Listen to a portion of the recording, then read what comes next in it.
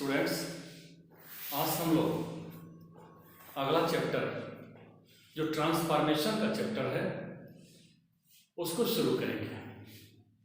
Transformation पढ़ने से पहले इसके बेसिक कॉन्सेप्ट्स को आपको समझना चाहिए। ट्रांसफॉर्मेशन क्या है? ट्रांसफॉर्मेशन ऑफ सेंटेंसेस से क्या अभिप्राय है? ट्रांसफॉर्मेशन में हम क्या करते हैं? ट्रांसफॉर्मेशन में हम किन किन विधियों का प्रयोग करते हैं? ये सब चीजें आपको ध्यानपूर्वक समझना चाहिए। सबसे पहले मैं ट्रांसफॉर्मेशन की क्या मीनिंग है, खासकर सेंटेंसेस के ट्रांसफॉर्मेशन के क्रम में, कि जब सेंटेंस का हम ट्रांसफॉर्मेशन करते हैं तो उसमें क्या करते हैं, उसका क्या अर्थ है। देखिए, इतना आप अपने दिमाग में बैठाने का प्रयास कीजिए कि ट्रांसफॉर्मेशन वह प्रक्रिया है जिसमें हम किसी सेंटेंस को चेंज करते हैं और वह चेंज एक ग्रामेटिकल स्ट्रक्चर से दूसरे ग्रामेटिकल स्ट्रक्चर में करते हैं। अब इसमें ध्यान ये देना है कि जब हम एक ग्रामेटिकल स्ट्रक्चर से दूसरे ग्रामेटिकल स्ट्रक्चर में सेंटेंस को बदलते हैं, उसका रूप चेंज करते हैं, तो उसका सेंस नहीं बदलना चाहिए, उसका अर्थ, उसका भाव नहीं बदलना चाहिए। मतलब transformation is to change a sentence from one grammatical structure to another grammatical structure without altering its meaning. बिना इसके अर्थ को बदले किसी सेंटेंस को एक ग्रामेटिकल स्ट्रक्चर से दूसरे ग्रामेटिकल स्ट्रक्चर में परिवर्तन करने को ही हम रूपांतरण या ट्रांसफॉर्मेशन कहते हैं। अब देखिए, ट्रांसफॉर्मेशन बेसिकली दो शब्दों से मिलकर बना है। एक शब्द है ट्रांस और दूसरा शब्द है फॉर्म। अब ट्रांस मतलब बदलना, फॉर्म मतलब रूप। ट्रांसफॉर्म रूप बदलना। अब जब यह वर्ब फॉर्म नाउन में जाता है तो हो जाता है ट्रांसफॉर्मेशन, अर्थात रूपांतरण। अब ट्रांसफार्मर को देखे होंगे, शहरों में, गांव में, कस्बों में हर जगह बिजली के खंभों पर ट्रांसफार्मर लगा है। ट्रांसफार्मर क्या करता है? बिजली के रूप को बदलता है।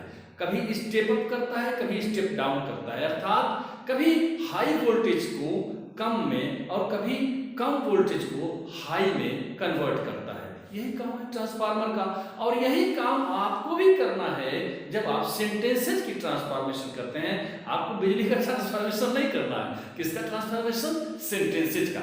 मैंने लिखा भी है, transformation of a sentence is to change a sentence from one grammatical structure to another grammatical structure without altering its meaning, बिना इसके अर्थ को बदले।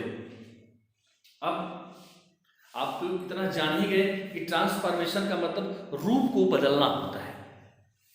किसका रूप? सेंटेंस का।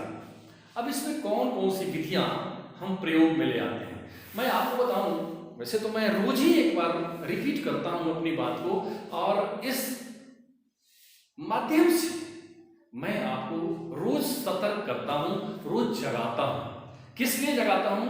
कि जो ग्रामर पढ़ना चाहते हैं आप लोग, तो इसका बेसिक जो कॉन्सेप्ट है, जो आधारभूत फाउंडेशन है, उसको हमेशा अपडेट करते हैं। अब जैसे यही देखिए कितनी विधियों का इस्तेमाल करते हैं, ये मैं बताना चाह रहा हूं। पहली विधि है by the removal and use of adverb too. Adverb आ गया, एडवर्ब TOO, उसको यदि सेंटेंस में है तो हम रिमूव करते हैं, हटाते हैं। दूसरे में उसको फिर लगाते हैं, यानी जब दूसरी स्ट्रक्चर होती है तो तभी तो होगा कि एक स्ट्रक्चर मिली और फिर उसको दूसरे स्ट्रक्चर में ले गए, दूसरी स्ट्रक्चर है तो उसको पहले स्ट्रक्चर में ले आए। तो इस तरह से अंतर परिवर्तन होता है, ट्रांसफॉर्मेशन होता है। दूसरी विधि है by the interchange of assertive and interrogative sentence. अगर हमको असर्टिव सेंटेंस प्राप्त है तो हम उसको इंट्रोगेटिव में ले जाते हैं, अब इंट्रोगेटिव में ले जाएंगे तो सीधी सी बात है कि वो सेंटेंस प्रश्नवाचक हो जाएगा, लेकिन आप क्या करेंगे कि सेंटेंस प्रश्नवाचक भी ना हो और ट्रांसफॉर्म भी हो जाए। इसी प्रकार अगर इंट्रोगेटिव है तो उसको असर्टिव में ले आएंगे, इसको हम डिटेल में आगे पढ़ेंगे। तीसरी विधि है by interchange of affirmative and negative. चौथी विधि है by the interchange of assertive and exclamatory. ये असर्टिव और एक्सक्लेमेटरी का अंतर परिवर्तन आप बहुत ज्यादा नरेशन के चैप्टर में पढ़े हैं। नरेशन के चैप्टर में एक आर्टिकल ही था जहां पर हम एक्सक्लेमेटरी सेंटेंसेस को चेंज करते थे। और पांचवी विधि है by the interchange of degree of comparison. आप पहले पढ़ चुके हैं डिग्री ऑफ कंपैरिजन। डिग्री क्या है, कंपैरिजन की डिग्री क्या है, कितने प्रकार की होती है, कैसे बनाते हैं, सारी विधियों पर हम चर्चा करेंगे। अगली छठी विधि है by the interchange of one part of speech for another. आ गया, अभी इसकी मैं चर्चा कर रहा था या रोज भी करता हूँ। पार्ट ऑफ स्पीच को हमेशा पकड़े रहिए, यही आपकी फाउंडेशन है। खासकर हिंदी मीडियम स्कूल्स के कॉलेजेस के जो बच्चे हैं वे इतनी चीजें अगर अपनी दुरुस्त कर लें, कौन, पार्ट्स ऑफ स्पीच, फिर टेंस और एक्टिव पैसिव नरेशन, तो मैं समझता हूं कि उनकी गाड़ी कहीं रुकने वाली नहीं है। वो फिर एकदम दमदमाते हुए किसी भी तरह का पैसेज हो, इंग्लिश में कोई वर्क हो, उसको कर सकते हैं। अगला है by the interchange of active and passive voice. पढ़े हैं, यहां फिर इसको पढ़ना है। By the different ways of expressing condition and contrast. शर्त प्रकट करने के लिए, अंतर विरोध प्रकट करने के लिए विभिन्न तरीके हैं, इनके माध्यम से भी हम चेंज करते हैं सेंटेंस को एक ग्रामेटिकल स्ट्रक्चर से दूसरे ग्रामेटिकल स्ट्रक्चर में। अगली विधि है by the interchange of simple and complex sentence. अभी ये भी तो पढ़े हैं, सिंपल, कॉम्प्लेक्स, कंपाउंड, अभी पढ़े हैं इसके पहले वाले चैप्टर में।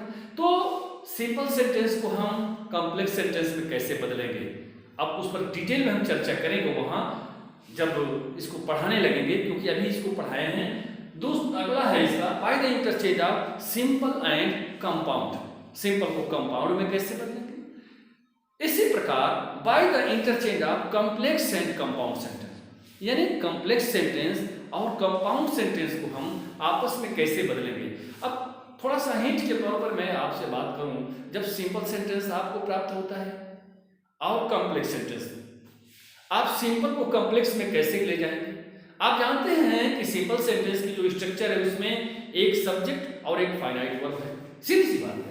लेकिन वहीं जब आप कॉम्प्लेक्स में जाते हैं तो एक प्रिंसिपल क्लॉज होती है और दूसरी सबऑर्डिनेट क्लॉज होती है। सबऑर्डिनेट क्लॉजेस के बारे में आपने इन डिटेल पढ़ा है। सबऑर्डिनेट क्लॉज कितने प्रकार की होती है, कैसे उसका यूज करते हैं, इत्यादि बातें। इसी प्रकार आप जब कंपाउंड सेंटेंस और सिंपल सेंटेंस का अंतर परिवर्तन करते हैं, उनको आपस में इंटरचेंज करते हैं, तो उस दशा में भी आप देखते हैं कि सिंपल सेंटेंस में वही एक सब्जेक्ट और एक फाइनाइट वर्ब, जबकि कंपाउंड सेंटेंस में एक प्रिंसिपल क्लॉज और दूसरी कोऑर्डिनेट क्लॉज हो जाती है।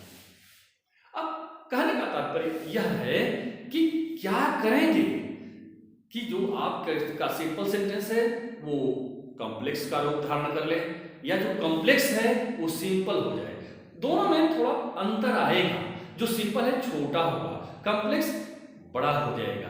करते क्या है, सिंपल सेंटेंस के किसी वर्ड को, किसी फ्रेज को क्लॉज में एनलार्ज कर देते हैं, बढ़ा देते हैं, वो क्लॉज बन गई, एक प्रिंसिपल क्लॉज हो गई, उसके साथ एक सबऑर्डिनेट क्लॉज बन गई। यही काम कंपाउंड सेंटेंस में भी करते हैं। अब जब कॉम्प्लेक्स और कंपाउंड का अंतर परिवर्तन करते हैं तो उसमें हम ये देखते हैं कि वहां कॉम्प्लेक्स सेंटेंस में जो क्लॉज है सबऑर्डिनेट है, कंपाउंड सेंटेंस में वह क्लॉज कोऑर्डिनेट हो जाएगी, कोऑर्डिनेटिंग कंजंक्शंस का प्रयोग करेंगे। इस प्रकार से आपने देखा ये 11 विधियां हैं। इन 11 विधियों की सहारे से हम सेंटेंसेस का ट्रांसफॉर्मेशन करेंगे, यानी सेंटेंस को एक ग्रामेटिकल स्ट्रक्चर से दूसरे ग्रामेटिकल स्ट्रक्चर में ले जाने का काम करेंगे। आज के लेक्चर में मैं समझता हूं कि आपने ये जाना कि सेंटेंस का ट्रांसफॉर्मेशन क्या है और ट्रांसफॉर्मेशन की विधियां कौन कौन सी हैं। इन विधियों को एक एक करके हम अगले लेक्चर में डिस्कस करेंगे। आज के लेक्चर में इतना ही। That's all, thank you.